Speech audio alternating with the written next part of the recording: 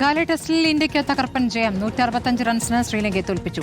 Sports ഡെസ്കിൽ നിന്നും രഞ്ജു മത്തായി വിവരങ്ങളുമായി. രഞ്ജു, എങ്ങനെയായിരുന്നു ഇന്ത്യയുടെ പ്രകടനം? ഇന്ത്യയെ സംബന്ധിച്ച് നിർണായകമായ ഒരു ജയം.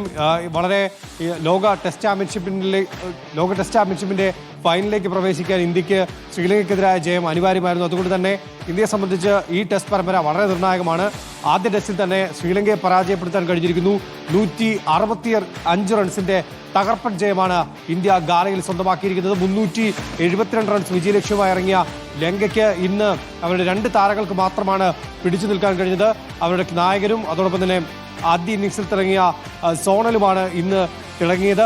പക്ഷേ ഇരുവരും അർദ്ധ സെഞ്ചുറി നേടിയെങ്കിലും അവരുടെ പ്രതിരോധം തകർത്തുകൊണ്ട് ഇന്ത്യൻ സ്പിന്നർമാർ ഇന്ത്യക്ക് തകർപ്പൻ ജയം സമ്മാനിച്ചിരിക്കുകയാണ്. രണ്ടാം ഇന്നിംഗ്സിൽ 6 വിക്കറ്റ് വീഴ്ത്തിയ ഇന്ത്യയുടെ ഇടങ്കയൻ സ്പിന്നർ മാനവ് സൂത്രറാണ് ഇന്ത്യക്ക് വിജയം എളുപ്പമാക്കിയത്. 2 ഇന്നിംഗ്സുകളുമായി 10 വിക്കറ്റ് നേടിയ മാനവ് സൂത്രറായിരിക്കും ഒരുപക്ഷെ കളിയിലെ താരമാവുക. ആദ്യ ഇന്നിംഗ്സിൽ ഇന്ത്യക്കായി സെഞ്ചുറി നേടിയ ദേവ്ദത്ത് പടിക്കലും ഇന്ത്യക്ക് വേണ്ടി മികച്ച പ്രകടനം നടത്തിയിട്ടുണ്ട്. സ്മൃതി. ശരി, രഞ്ജു മത്തായിയാണ് വിവരങ്ങൾ നൽകിയത്.